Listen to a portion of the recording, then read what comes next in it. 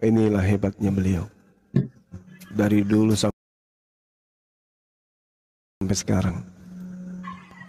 Silent tapi Bang Yuma, silent saya. Iya, silent, betul. Enggak. Monggo Bang Yuma, kasih motivasi lah, kasih support untuk kami yang di wilayah yang langsung berhubungan dengan akar rumput ini loh. Itu dia masalahnya. Ya pastinya yang kita butuhkan itu adalah komunikasi ya. Komunikasi dengan API Pusat, dengan teman-teman yang ada di Jakarta, yang ada di ya seluruh Indonesia lah pada intinya ya, supaya pergerakan kita ini betul-betul bisa berdampak kepada semua teman-teman yang ada di wilayah-wilayah lain gitu. Jadi sering-sering aja kemudian ada kegiatan seperti ini. Kalau bisa setiap malam ada yang syahadat. Amin. Amin, amin, Karena amin. itu memang pencanangan Ya Rabbal apologet Alamin. Islam Indonesia itu ya, supaya teman-teman tercerahkan tentang kebenaran Islam itu, bahwasanya para nabi memang sudah mengajarkan Islam dan inti dari keislaman ketika kemudian ajarannya sudah disempurnakan berdasarkan zaman sampai pada datangnya kiamat gitu. Jadi tak ada ajaran para nabi di luar dari Islam. Semua nabi mengajarkan tentang ajaran Islam. Tak ada nabi yang mengajarkan di luar Islam. Ini yang perlu ditanamkan kepada setiap individu. Mau dia yang di luar Islam ataupun yang sudah di Islam, mereka semua harus tahu bahwa para nabi mengajarkan agama Islam. Tidak ada ajaran lain yang diajarkan selain Islam. Insyaallah. Supaya yang di Islam ini tidak mudah kemudian terkecoh dengan ajaran yang berslogan enak di kuping tapi faktanya tidak sesuai dengan kenyataan. Seperti itu. Nah, salah satu kemudian tujuan API dibentuk yaitu supaya kita jangan hanya disibukkan tentang politik, tentang ekonomi dan seterusnya, tetapi kita juga disibukkan mengenai keberadaan dinul Islam ini di atas muka bumi itu seperti apa.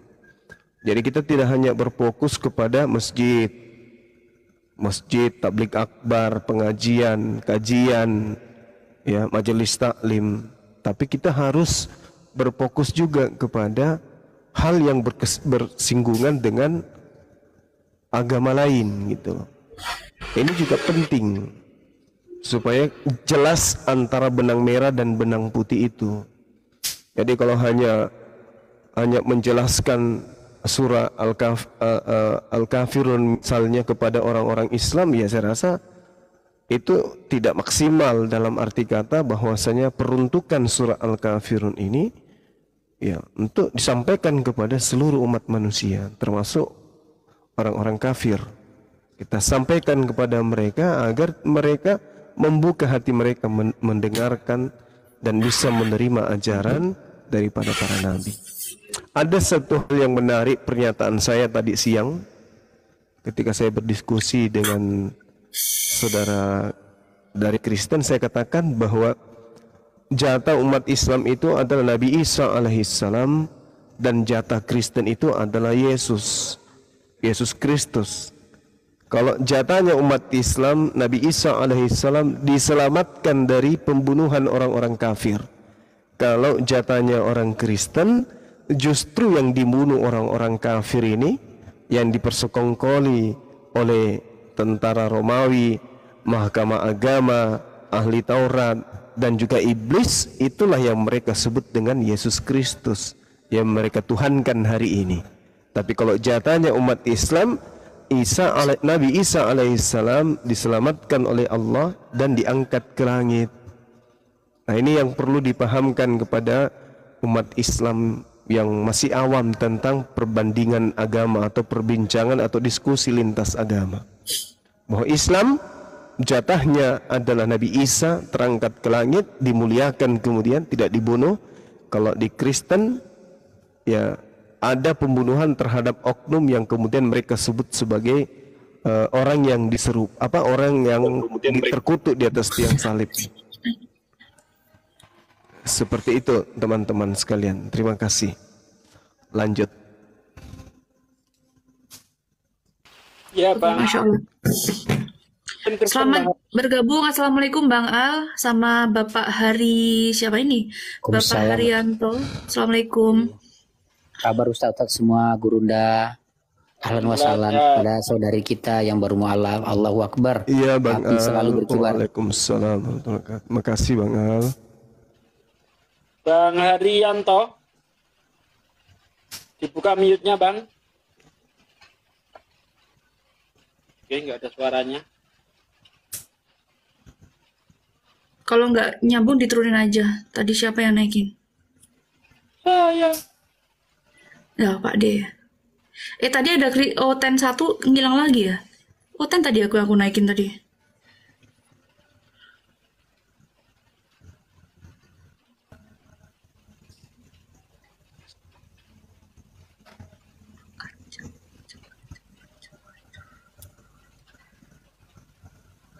Jadi barangkali sekedar info Ikhwan Fillah semua ya, Bang Zuma juga ini. Jadi fenomena atau hubungan toleransi atau kerukunan di sini itu memang gimana ya, terbangunnya itu memang kadang-kadang itu melupakan akan arti daripada toleransi itu sendiri gitu. Artinya begini, jadi memang mereka itu kalau misalnya Bang Yuma ini fakta, jadi misalnya mau ada acara apa mereka misalnya menyembelih hewan itu juga disembelihkan oleh orang Muslim tetangganya misalnya seperti itu satu. Kemudian di dalam ketika mereka ada penghiburan meninggal itu juga mereka takziah ke Muslim yang meninggal, misalnya takziah Muslim yang misalnya yang di sana oten yang meninggal itu juga kita juga takziah begitu Bang Yuma. Ini memang jadi itu kan jika dilihat oleh anak-anak yang belum paham tentang bagaimana tentang akidah itu, toleransi itu, berarti kan kadang-kadang kan menjadi sebuah itu hati diperbolehkan, kemudian nanti muncul pengertian bahwa semua agama itu sama, hanya saja sama-sama mempunyai tujuan surga, tapi jalan yang ditempuh berbeda. Ini Bang Yuma yang sangat sulit untuk dijelaskan ini Bang Yuma. Makanya kita sebagai orang-orang tua ini memang harus memberikan penjelasan yang spesifik ya, yang sangat mengena dan juga tidak melukai pihak lain. Ini yang kami mengalami semacam kesulitan di situ Bang Yuma. Monggo.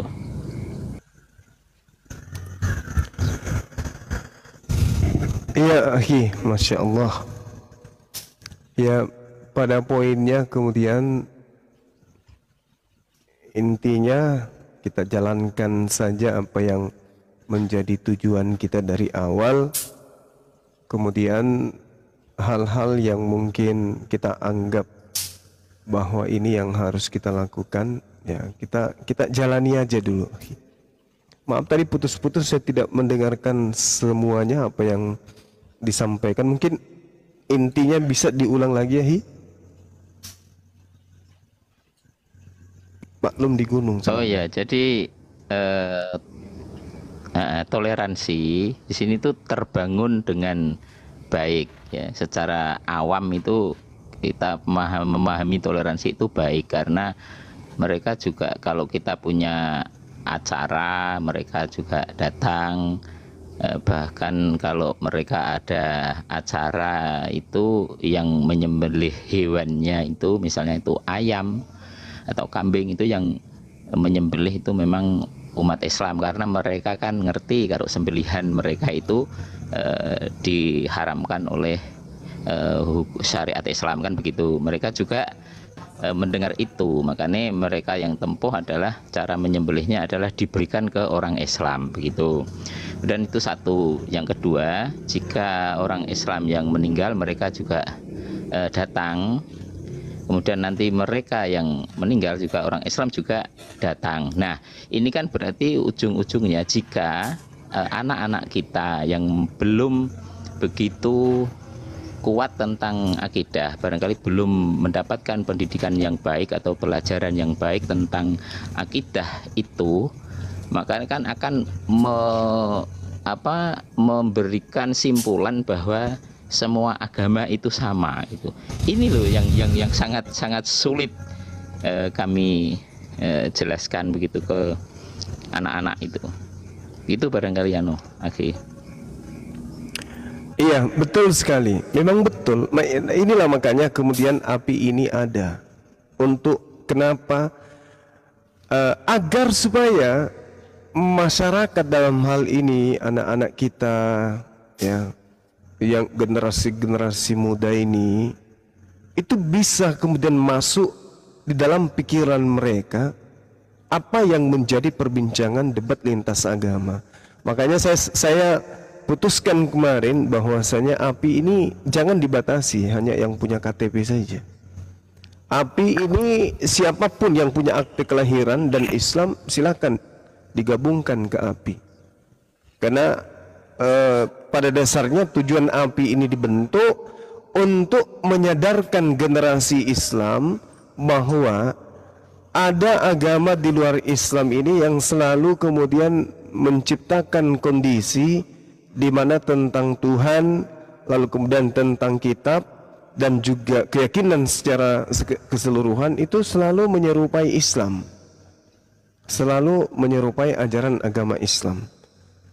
Sehingga generasi Islam ini nantinya kalau dia dijauhkan kemudian dari Quran, mereka akan susah untuk memilah dan bisa salah pilih antara agama dari yang sebenarnya diajarkan oleh para nabi dengan agama yang diajarkan oleh pengajar-pengajar palsu atau nabi-nabi palsu, gitu. Nah, ini memang penting, Akhi Abdi.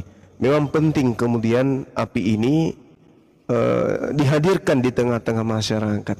Diskusi-diskusi lintas agama itu memang penting untuk diadakan supaya umat Islam khususnya yang masih awam itu bisa membedakan antara ajaran Islam itu sendiri dengan ajaran di luar agama Islam.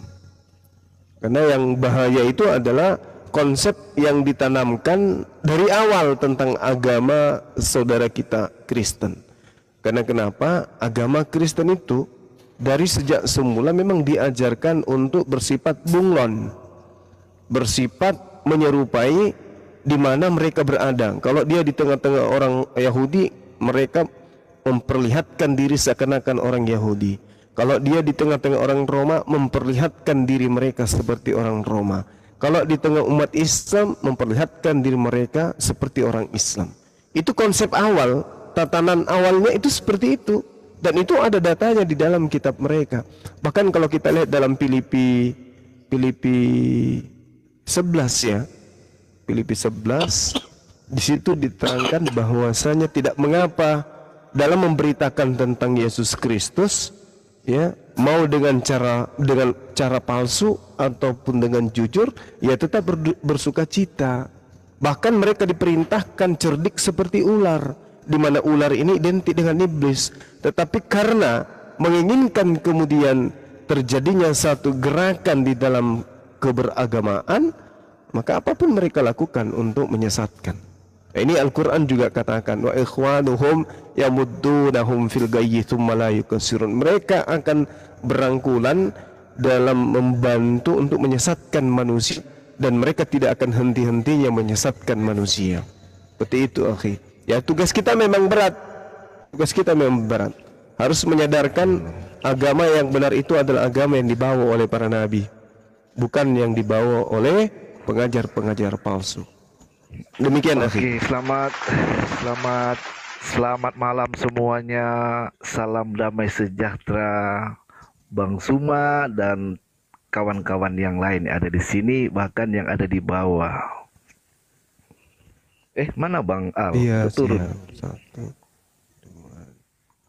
3. Jadi gini Bang Suma ya, aku cuma kasih masukan sedikit lah tentang agama Kristen yang benar ya. Boleh ya? Boleh apa tidak ini? Silakan, silakan Bang, silakan. Boleh, Bang Yosi, boleh.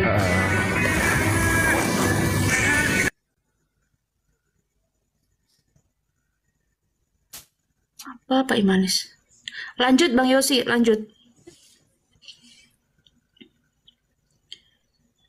Atau Halo? yang palsu, ya. Menurut saya yang saya yakini nggak seperti itu Bang Suma. Karena memang kita harus seperti ular, tapi harus tulus seperti burung merpati. Bukan seperti memang ular. Jadi kita harus tahu konteks ular. Apa dulu yang dikatakan umpama ular seperti ular tua itu konteksnya buat setan ya. Tetapi kalau untuk ular yang ceri ini bukan konteks buat setan gitu. Memang betul loh, ada konteks ular itu buat setan, ada yang untuk ular yang hewan itu ya, yang cerdik ya. Gitu Bang Zuma. Tapi kita harus tulus seperti burung merpati. Nah, itu ajaran yang baik ya menurut saya. Gitu. Jadi apa yang mungkin Ya, kalau cerdik seperti ular itu gimana Bang?